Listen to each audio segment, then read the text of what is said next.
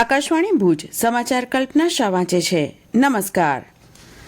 ભારતીય રિઝર્વ બેન્કે અંદાજે 5 વર્ષ બાદ નીતિ સંબંધિત રેપો રેટમાં 25 બેઝિસ પોઈન્ટનો ઘટાડો કર્યો છે, તેમજ રેપો રેટને 6.5% ઘટાડીને 6.25% કર્યો છે. રેપો રેટ એ વ્યાજદર છે જેની ઉપર દેશમાં વાણિજ્યિક બેંક રિઝર્વ બેન્ક પાસેથી નાણાં ઉછીના લે છે. રિઝર્વ બેન્કના ગવર્નર સંજય મલ્હોત્રાએ નાણાકીય નીતિ સમિતિ MPCની 3 દિવસની બેઠક બાદ મુંબઈમાં આ અંગેની જાહેરાત કરી હતી. ભારતે 100 ગીગાવોટ સ્થાપિત અને ઉર્જા ક્ષમતાને પાર કરી ઐતિહાસિક સિદ્ધિ મેળવી છે. આનાથી અક્ષય ઉર્જામાં વિશ્વમાં અગ્રણી તરીકેની દેશની સ્થિતિ મજબૂત બની છે. નવી અને નવીનીકરણીય ઉર્જા મંત્રાલયે જણાવ્યું કે આ સિદ્ધિ સ્વચ્છ અને હરિયાળા ભવિષ્ય પ્રત્યે દેશની પ્રતિબદ્ધતાનું પરિણામ છે. પ્રધાનમંત્રી નરેન્દ્ર મોદી દ્વારા 2030 સુધી 500 ગીગાવોટ બિન અશ્મિભૂત ઇંધણ આધારિત ઉર્જા ક્ષમતાના મહત્વાકાંક્ષી લક્ષ્યાંકને સાકાર કરવાની દિશામાં આ મહત્વનું પગલું છે.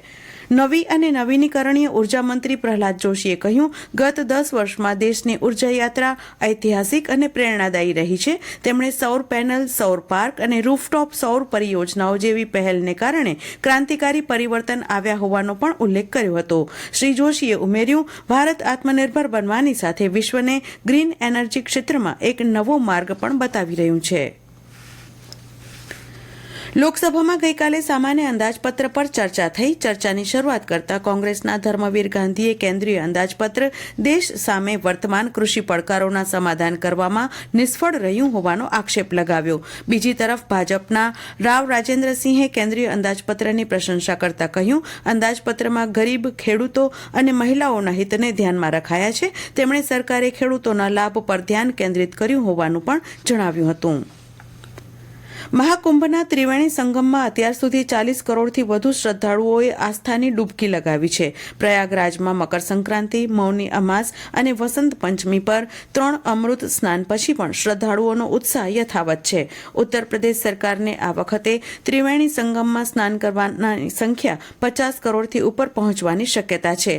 આ તરફ ગુજરાતના મુખ્યમંત્રી ભૂપેન્દ્ર પટેલે પણ ત્રિવેણી સંગમ ખાતે ગઈકાલે પવિત્ર સ્નાન કર્યું. તેમણે ગુજરાત પેવેલિયનની મુલાકાત લઈ યાત્રાળુઓ માટે કરાયેલી વ્યવસ્થાઓની પ્રશંસા કરી હતી.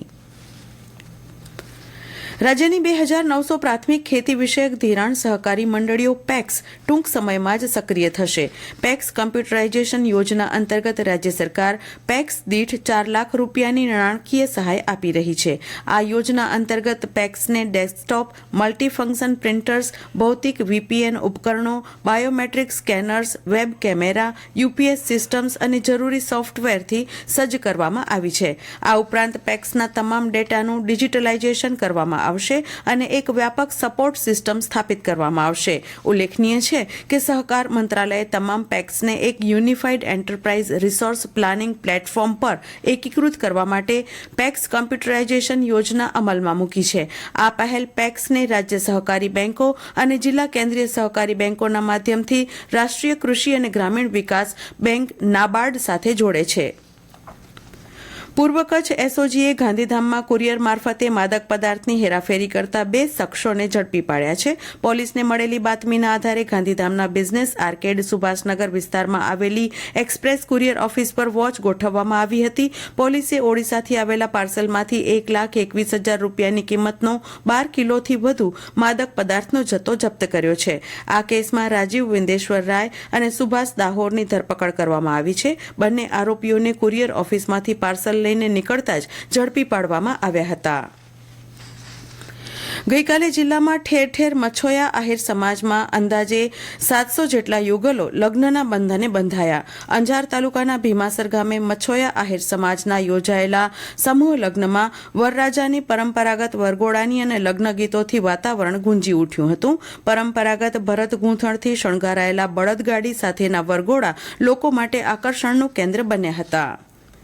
અને આ સાથે આ સમાચાર બુલેટિન અહીં પૂરું થયું. નમસ્કાર.